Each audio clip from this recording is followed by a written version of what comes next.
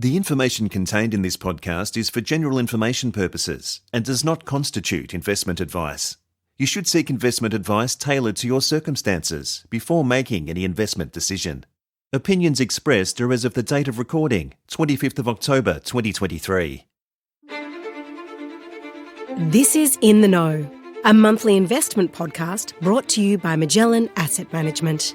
I think most importantly, from your perspective and your investors' perspective, I do not think under any circumstance that Iran will strike oil infrastructure in the Gulf. Why do I say that? I say that because that oil infrastructure, right, is owned and operated by Sunni Arab governments who are basically on Iran's side in this crisis, right? They're on the side of the Palestinians, and Iran is not going to want to drive them in another direction. That's Michael Morell, who knows a lot about geopolitical risks.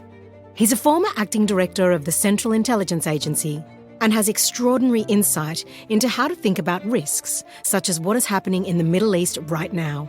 Welcome to Magellan In The Know.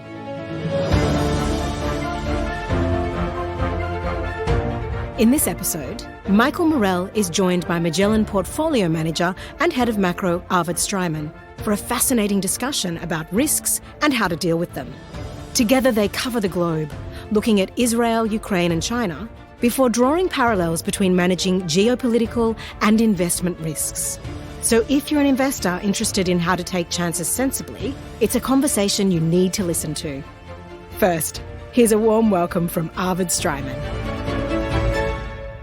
Hello and welcome to the latest episode of Magellan's In The Know. I'm Arvid Streimann, a portfolio manager and head of macro, and I'm delighted to have back on the podcast Michael Morell, the former acting director of the Central Intelligence Agency. So welcome back, Michael.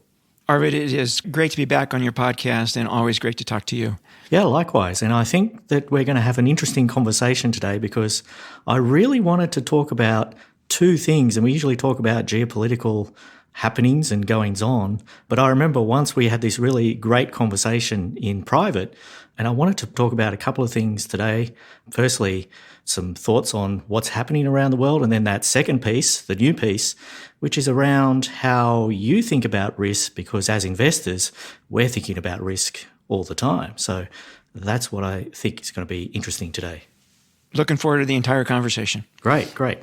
So let's start on the geopolitical risk stuff. And we often talk about what's happening around the world, but I wanted to, for our listeners, give a little bit of background about why we're interested in geopolitical risk. So as an investor, I think about geopolitical risk as a risk of a future demand or supply shock. And I think they're usually supply shocks that you're worried about. But generally, when we're thinking about geopolitical risk, the issue for investors, putting aside the humanitarian costs, which often come along with geopolitical risk, it's really around the risk of a negative supply shock. So today, when we're talking about geopolitical risk, we might talk about three geographical areas, being Israel, where, of course, there's been a lot of stuff happening recently, Ukraine, where there's been a lot of stuff happening in the past 18 months to 2 years, and then China and Taiwan, where there's a lot of stuff going on and maybe continues to go on. So how does that sound?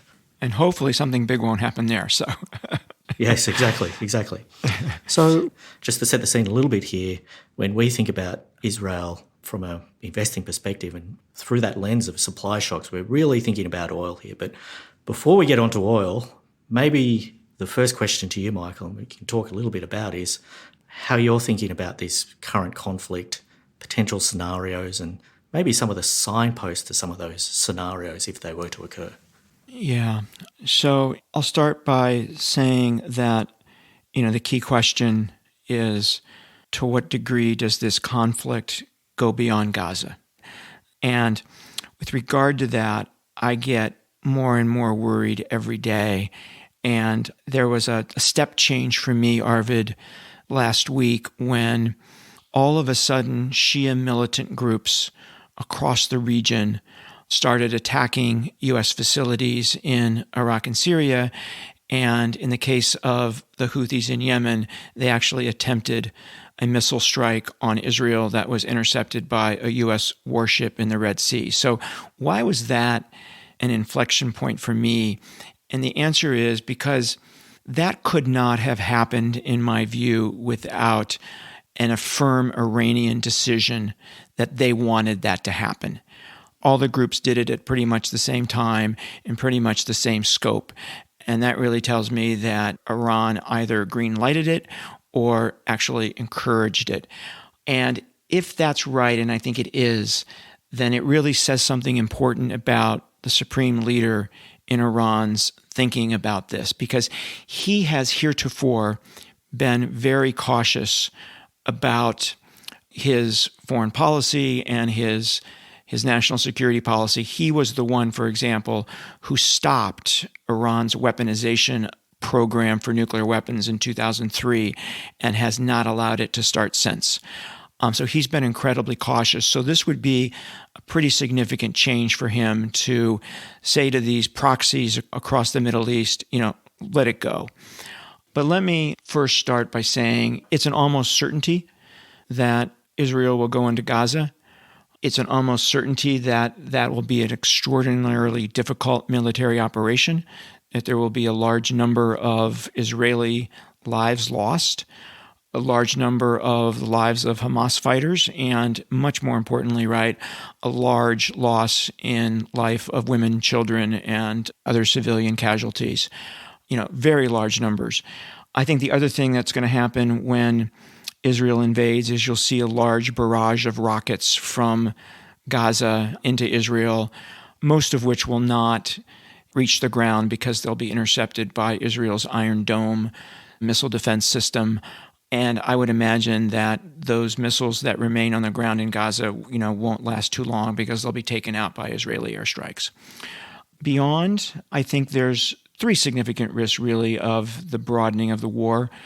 The first is my expectation is that these Shia groups that have been attacking us in Iraq and Syria are going to cut loose with even more. Now, U.S. facilities, the U.S. Embassy in Baghdad, and U.S. military bases in Iraq and Syria are extraordinarily well protected. All of them have missile defense systems. They've been shooting down most of these missiles, but some will get through, and some may even hit a target where it kills, a group of Americans. And this is the first place where I think you could see the U.S. military getting involved.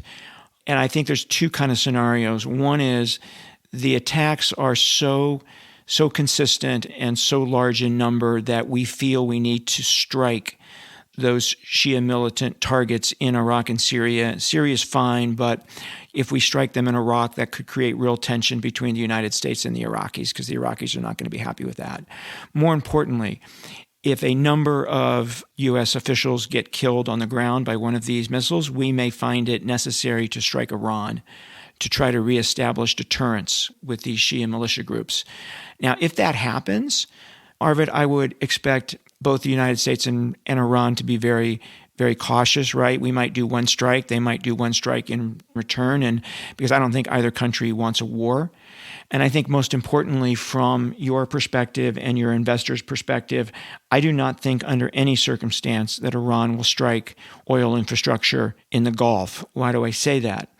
I say that because that oil infrastructure, is owned and operated by Sunni Arab governments who are basically on Iran's side in this crisis, right? They're on the side of the Palestinians, and Iran is not going to want to drive them in another direction, right? So that's kind of the Shia militant risk, which I think is almost certain to appear.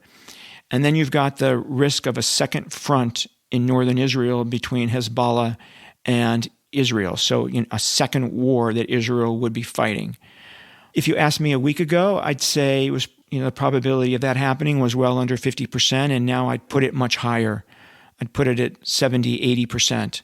I think there's 35, 40% chance that Israel starts that war to preempt what they believe is going to be a Hezbollah attack and, be the first to strike, be the first to take out as many of their missiles and rockets. They have over 100,000 as possible.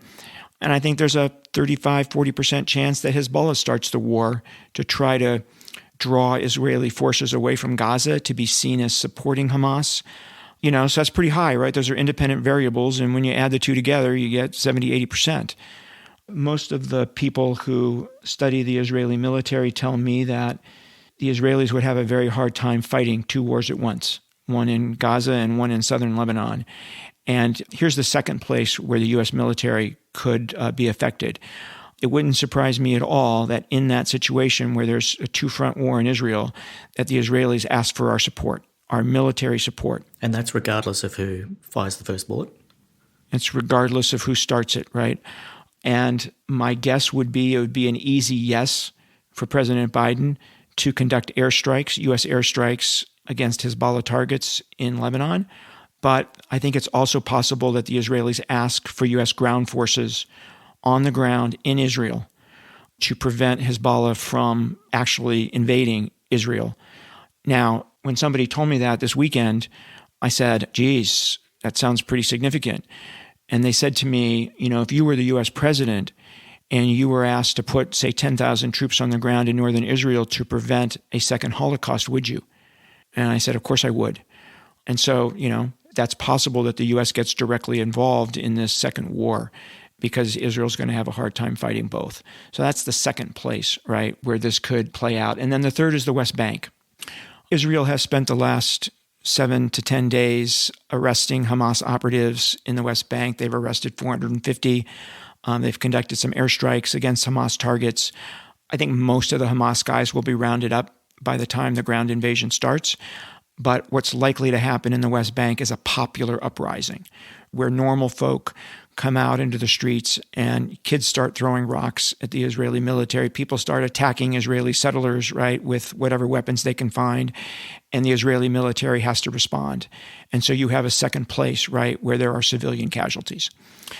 Now, oil. So we took the Iran question off the table in terms of any effect on oil, but I think there's a scenario that most people aren't thinking about. And that scenario is the following. Arab leaders have to pay close attention to the views of their populations, which are strongly pro-Palestinian. And that's why, quite frankly, they've taken the position they've taken over the last almost 2 weeks now. So in a scenario, Arvid, where women and children are dying in very large numbers in Gaza, and the Arab street, right, in Saudi Arabia, in the Emirates, in Qatar, in Oman, right, and all of these places really starts to get angry. It is not impossible for me to think that those governments will feel the need to respond with really the only tool they have, right, which is oil. So I can imagine a scenario, as difficult as it is, a scenario where they say we're not going to sell oil to the United States or Western Europe or anybody who's supporting Israel. Now, you and I both know that that doesn't take oil off the market because they're still putting it out there to sell. They're just not selling it to their usual customers. And so the price effect of that is really transportation costs, because you're now having to move oil from one place that's more expensive than from a place that used to be cheaper. But the other effect it has, right, is fear and hoarding. And I think that fear and hoarding would drive up prices even more, right, than the transportation costs would. So I could imagine in this kind of second Arab oil embargo, as a result of the death of women and children in Gaza, could have a fairly significant price effect for at least some period of time. Yeah, it's possible to see. I agree about that. But I wanted to explore a couple of other ones as well. Let me throw these out here. Potential of stricter application of sanctions on Iranian oil exports. And secondly, perhaps the Iranians reducing the flow of tanker oil through the Straits of Hormuz, which is a choke point in the Persian Gulf. Yeah. So I would put the second one in the same category as Iranian strikes against oil infrastructure, right? They're not going to want to anger their neighbors who, again, are on their side in this fight by stopping the flow of their oil. So I don't think that has a high likelihood, has a high probability of happening. In terms of the West tightening the sanctions on the export of Iranian oil, again, I think the United States does not want a war with Iran at this time. I don't think Israel wants a war with Iran at this time. I think the United States is doing everything it can to signal the Iranians that we don't want to fight them. They're not going to be attacked here. And so I don't think we'd want to do anything that increases the risk of them lashing out. So we'll see, but the U.S. is doing everything it can to keep this fight focused on Gaza. Another point here, you mentioned the unlikelihood of the Iranians interrupting the flow out of the Persian Gulf because they want to not annoy the Gulf states. Curry favor, yeah. But if the Iranians were to do that, it would also annoy the Chinese and the Indians as well, which I presume they wouldn't like that as well. Right. So the Chinese, right, have taken a pretty strong position here, have not taken Israel's side. They've taken the Palestinian side because they are trying to play to the Arab Street. They're trying to, any chance they and Russia get to weaken U.S. leadership in the world, right? That's the Chinese policy here. But at the same time, it's my understanding that the Chinese are cautioning the Iranians from doing anything that risks expanding this war. So saying perhaps not the right thing publicly, but saying the right thing privately to the Iranians, the Chinese are doing that. I mean, they don't want to see an increase in oil prices, right? Yeah. Well, I was about to discuss, if we stand back here, it seems as though no one here is really interested in higher oil prices or restricting supply. And as the way you've described it, the most likely outcome here of a genuine supply change as opposed to a rise in oil prices because people are fearful would be because Arab governments want to show solidarity with the Palestinian people, which I'm sure they want to do if push comes to shove, but I don't think that they actually want to have a higher oil price driven by a negative supply shock. So in some sense, this might be a stable equilibrium, even though it's not an equilibrium that is guaranteed to stay in equilibria. Yeah, and they would be doing this because politics is more important at the end of the day than economics, right? Yes. So this would not be something they wanted to do. And it's absolutely would be kind of the last resort for them to show solidarity with their street. So, I agree with you 100%. They don't want to see higher oil prices either. Okay, so now if we're thinking about being an investor, I always say you've got to invest where you have conviction. And if you don't have conviction, then maybe that's not the place to invest. Now, when you've just gone through that risk analysis, where would you say the lower parts and the higher parts of your conviction are or confidence levels are?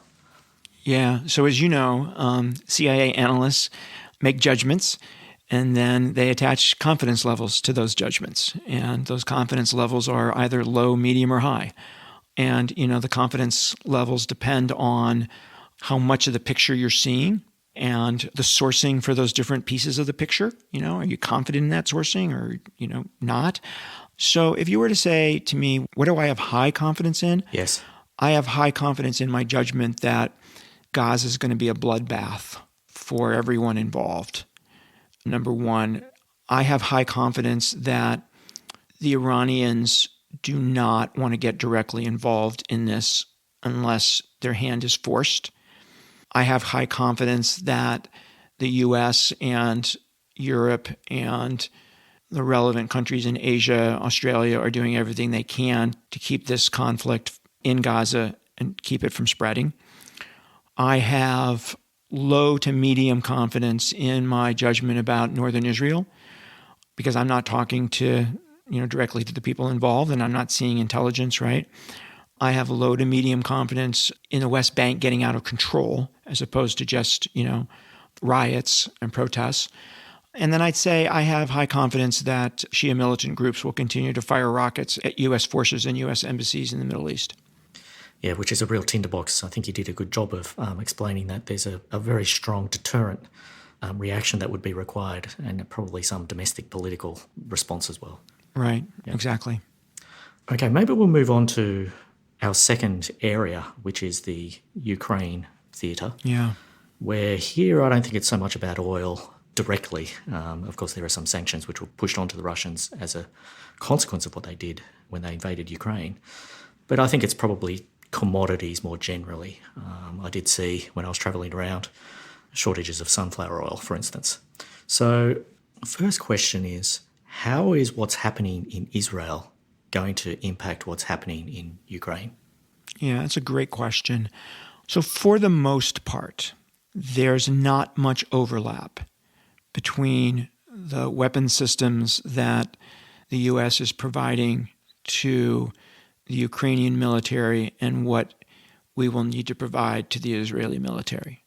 There's a little bit in the area of smart bombs, in the area of artillery, but not much. I think there's a bigger impact in terms of the focus that senior officials can give to the Ukraine problem. There's only 24 hours in a day. It's a finite resource. And believe me, when I was deputy director and all of my time was focused on Al-Qaeda, I couldn't focus it on, say, Russia and China, yes. Right? I think that is a potential impact here. And then the other is the potential impact in the U.S. Congress on its willingness to fund both Ukraine and Israel at the same time, right? There are already questions about, whether America can afford to fund Ukraine, right, even before the Middle East crisis. And now President Biden is asking them to fund both. So I think there could be pressure in Congress to cut back, funding to Ukraine even more. So that's the potential impact that I see. No less desire on the part of the Biden administration to provide the support, but possibly less congressional support. And does it make the Russian side more aggressive, or this is independent of what they may be doing? I think it's independent, right? The war is really grinding. Since the beginning of the counteroffensive, the Ukrainians have only regained 10% of what the Russians took since February of 2022. The Russians, have tried a counteroffensive, right? I guess you would say counteroffensive, and they were thoroughly defeated, lost a large number of men. Both sides are losing large numbers of soldiers. I think there's 80,000 or so Ukrainian soldiers have died in the counteroffensive, 40,000 Russians. So this is grinding, and nobody really has an option to accelerate, right, anything that they're doing. So they're kind of stuck where they are. And so in this grinding outlook, if it was to continue, that seems to me as to be something that doesn't really change the existing supply or demand for commodities or these sorts of things that we talked about earlier. It's more of a status quo when what's happening in Israel doesn't really change it. I agree 100% with that. So I don't think there's going to be a change in the supply of commodities here in a significant way. I think the grinding, unfortunately, is going to continue, I think, at least through the presidential election a year from now. Putin is not going to even think about changing the status quo until he sees whether Donald Trump is reelected or not and takes the pressure off of him. And President Zelensky has no intention of stopping his fight until he gains back every bit of territory. So I think this grinds on for another year with really no additional effect on commodity supply. Yeah. Okay, great. And maybe we can turn to China and Taiwan, where it's not really an energy or commodity, agricultural, industrial, or energy commodity supply shock that we're interested in here or thinking about. It's really manufactured goods, I would say. You've got semiconductors, which are clearly having their supply or at least distribution around the world being interrupted, but there could be other things. Of course, China makes a lot of things and Taiwan makes the semiconductors. So question number one, how does what's happening in Israel and Ukraine impact what's happening in East Asia in particular, Northeast Asia, China and Taiwan? So I don't think it does. I get asked this question a lot. I don't think it changes Xi's thinking about Taiwan. I think his strong preference remains a non-military solution to this problem because of the economic cost he would pay for a military solution. His goal remains to coerce Taiwan back into the fold, not have to use force to do it. Number one. And number two, as you and I have talked before, China's not ready to conduct a military operation against Taiwan at a level of risk that's acceptable to Xi, political risk that's acceptable. There's a number of things that he needs to do to be in a position to conduct a military operation at his preferred risk level, which is really low, right? Because if he tries and fails, he loses his job. Yep. So I don't think anything changes. By the way, just back up really quickly here. When he told his military to be prepared by 2027, he was basically saying he's not prepared today, just to drive that point home. So I don't think anything has changed on that front. What I think is changing, Arvid, is despite both the U.S. and China wanting to reduce tensions and the number of meetings between senior officials that we've seen in recent months, and the possible meeting between President Biden and President Xi next month at the APEC summit in San Francisco, despite all of that, the fundamentals of the relationship are pretty much the same. In the midst of all of these diplomatic meetings, we continue to impose sanctions, right, on high-end semiconductors. And the Chinese are responding, right, in various ways, mostly targeting U.S. firms operating in China and going after companies where they're buying from American companies and they have an alternative source of supply.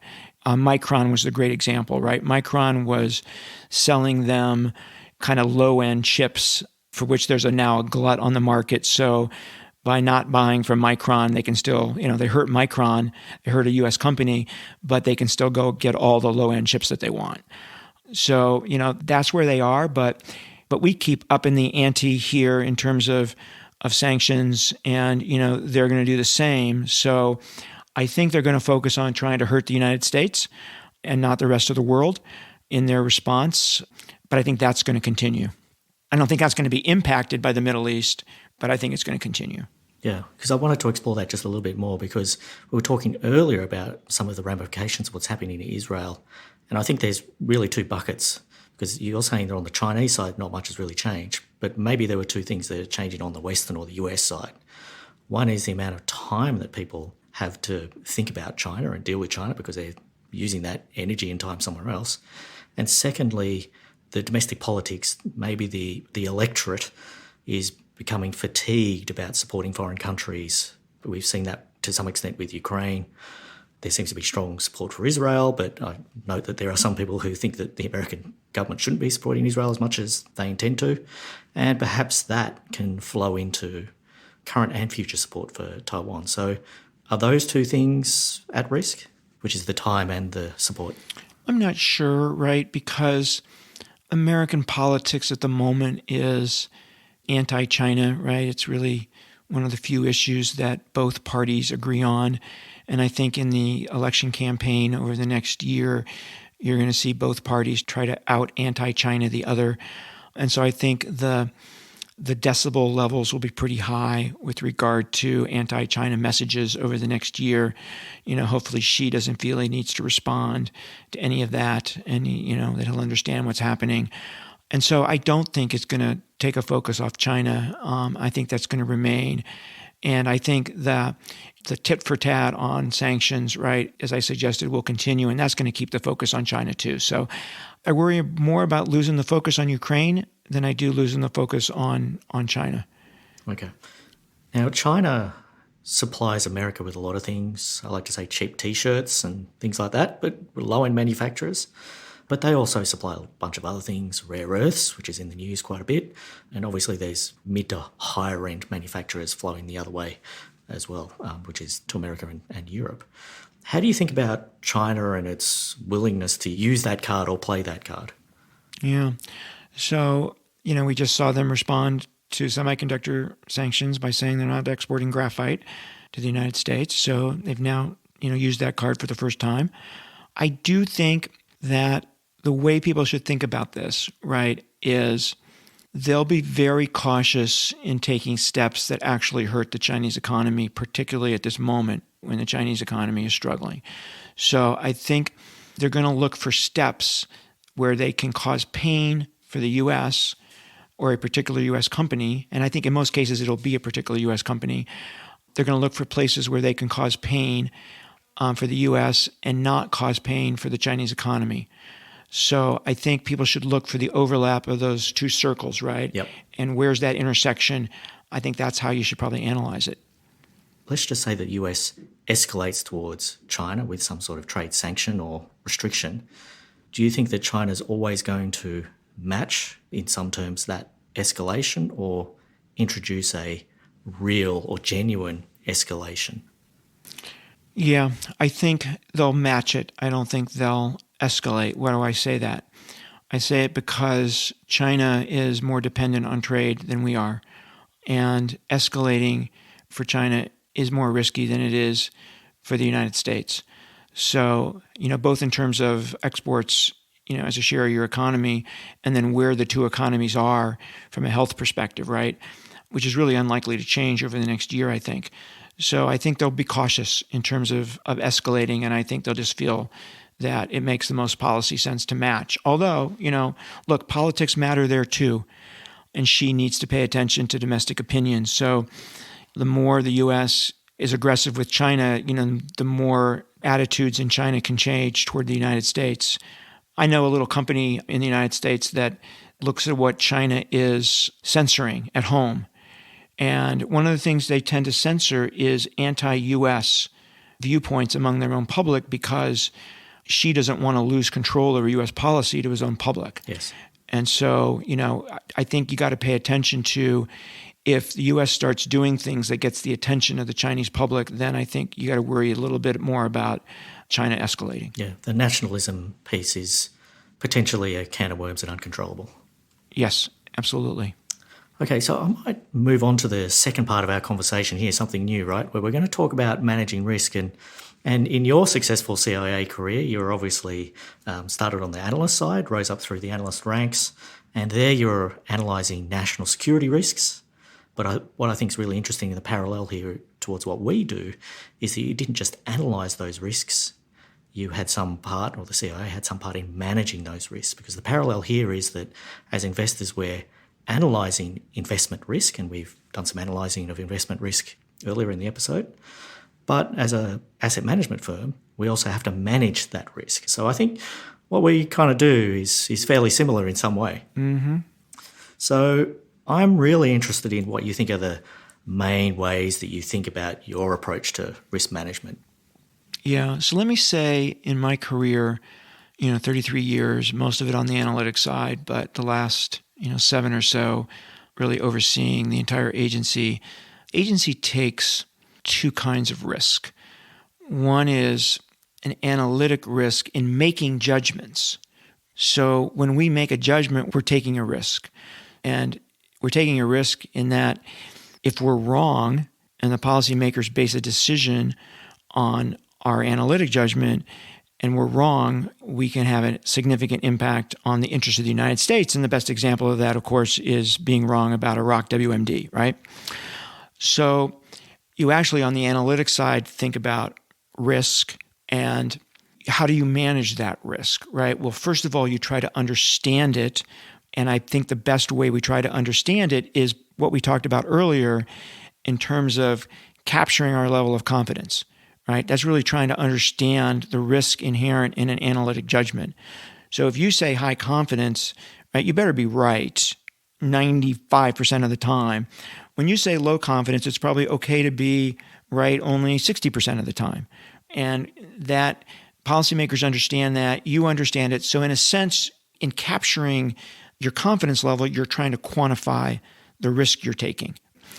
And you try to mitigate that risk by having in place a whole set of tools that analysts can use to make better judgments, make better confidence levels, try to do everything you can to, be right rather than wrong. But you can't wait too long to make a judgment, right? You can't not take risk because then you'll never make a judgment and you won't be useful to policymakers, right? So there's that tension. Where I think the match is even greater to what investors do is on the operational side, where, we're taking often enormous risk to the people who provide us information. They're putting their lives on the line.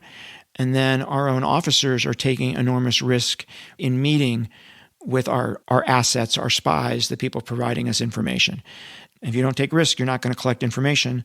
And so how do you manage that? You manage it by making sure that when somebody comes into your office and says, this is the way I did it anyway, when somebody comes into your office and says, we're thinking about this particular operation and we wanted this, to run this by you, or we actually need your approval according to the regulations, I want to make sure that I ask questions to make sure that they've thought through the risks. And if they've identified a risk, that they've mitigated it to the extent that they can. And if I approve the operation, right, based on the risk that they identified and the mitigation steps that they've convinced me that they're going to take, and if that risk appears, right, if it comes to the fore, if something bad happens, then I don't hold them responsible. Yep, I agree 100%. Interestingly, there is on the other thing that CIA does. So CIA does analysis, CIA collects information clandestinely, conducts espionage, but then the other thing CIA does is something called covert action. So the first two things are designed to understand the world. Covert action is designed to change the world. Yeah, and the parallel for us is that's the risk management part as opposed to the analytical part. Yes, exactly. Covert action is a presidential decision. And interestingly, in the document that the president has to sign for a covert action to actually happen, there are 3 sections. And the first section is, here's the policy objective that the president is trying to achieve. This is him saying it because he signs the document. The second section are the authorities that he's giving to CIA, the things that the CIA can actually do to try to bring about that policy outcome. And the third section is a risk section, where CIA is expected to outline all of the risk it sees involved in this covert action. And they can range from the reputation of the U.S. government to the reputation of CIA, to the reputation of our allies, to the safety of our officers, the safety of our assets, right? Giving a green light to the world that doing this kind of thing is okay. It's one of the things that President Obama was deeply concerned about, right? The U.S. doing something in the world and sending the message that this is okay. So those risks must be outlined, right, in those documents. And so there's a lot of discussion about those risks at CIA. There's a lot of discussion about those risks at the policy level and then with the president before he signs that document. Yeah, it's interesting. Actually, it's more than interesting. I find that fascinating. A couple of comments from me on this is that as an investor, you can invest in something and it can go up or it can go down. You can make money, you can lose money. And so we're really trying to manage the risk so you get more upside and less downside.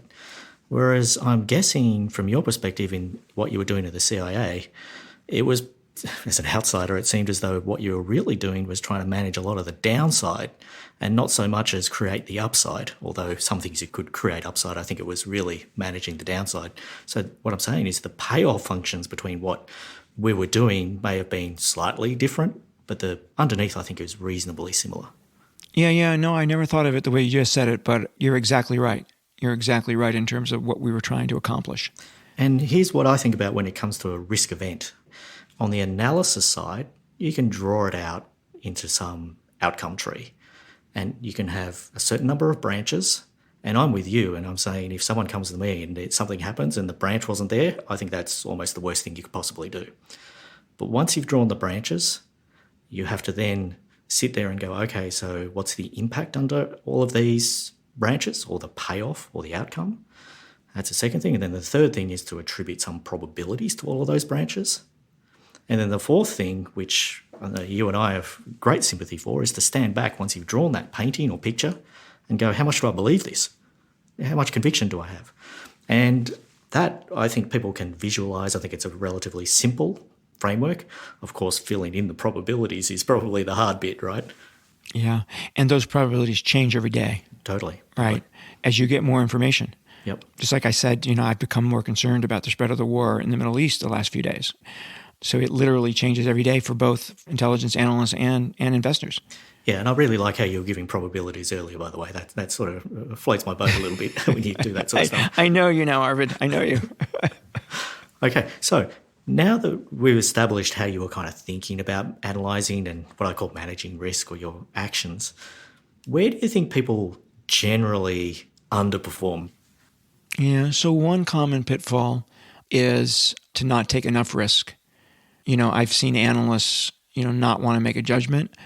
I've seen senior CIA officials not want to take risk on the operational side. I've seen myself not want to take risk on my investments.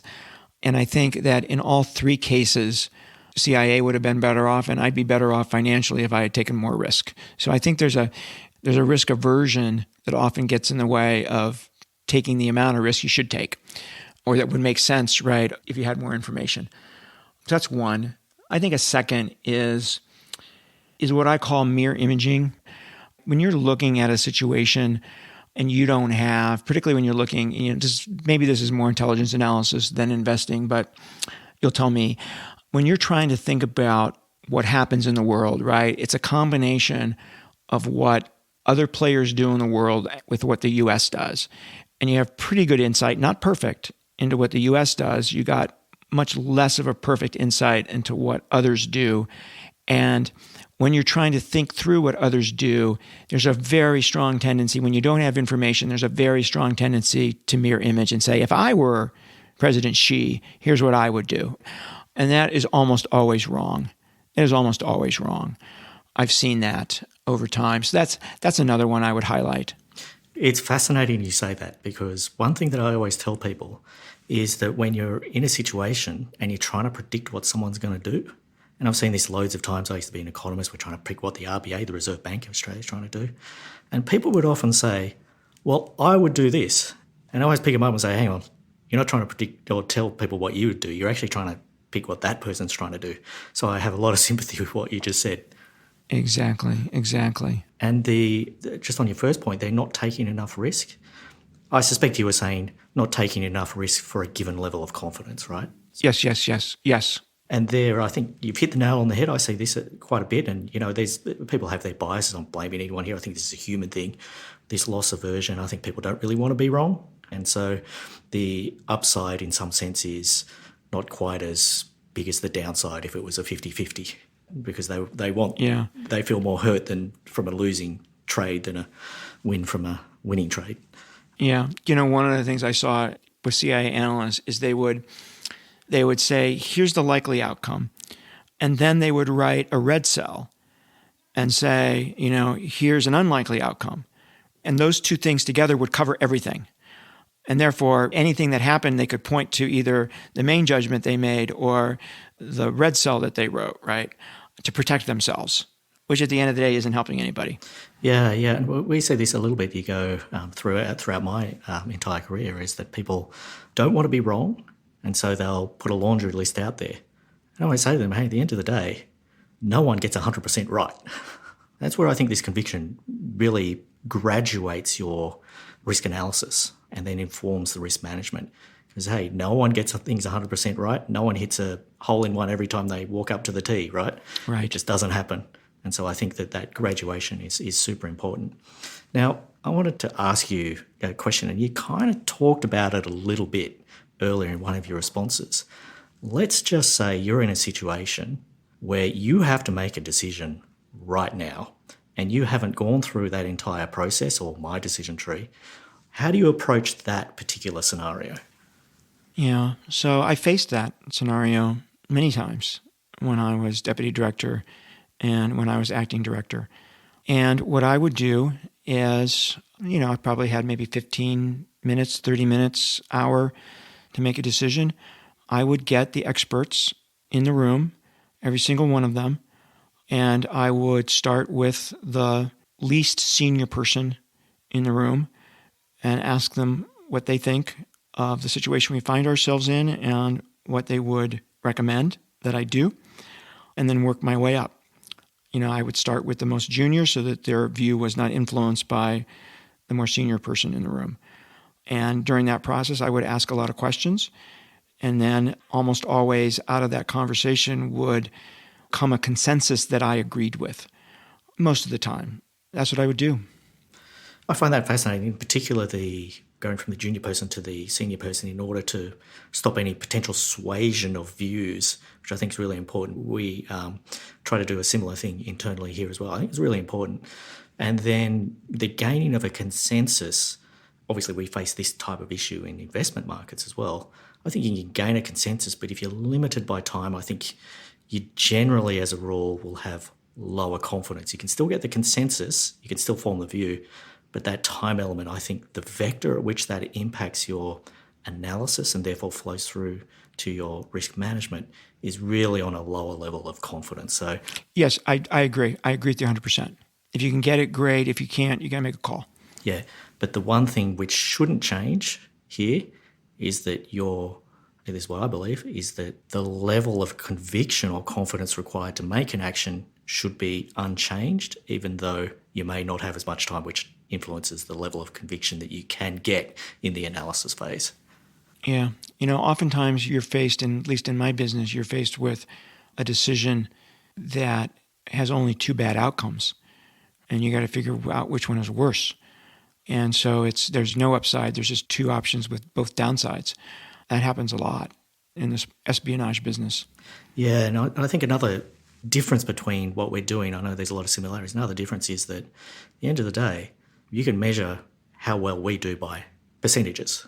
Okay, you made 10%, you lost 5%, pick a number. Whereas your outcomes, you can't compare apples with oranges.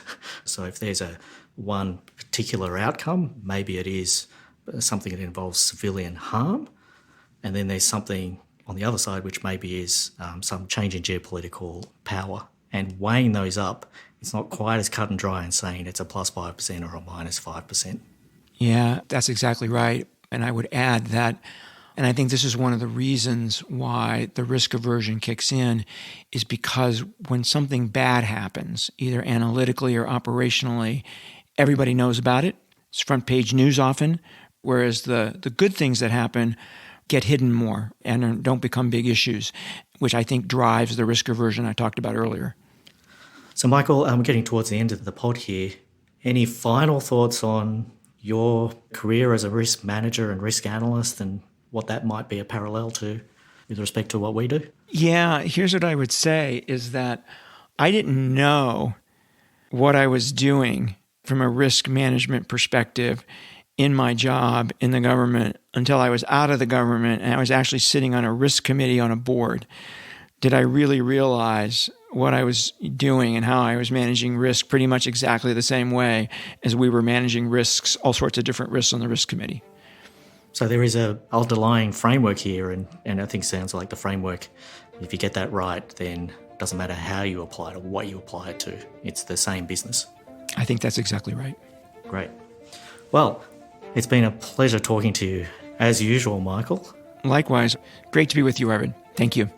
That was former acting CIA Director Michael Morell in conversation with Magellan Portfolio Manager and Head of Macro, Arvid Streimann. We trust you've enjoyed this episode of Magellan In The Know. Join us in a month's time for the next episode.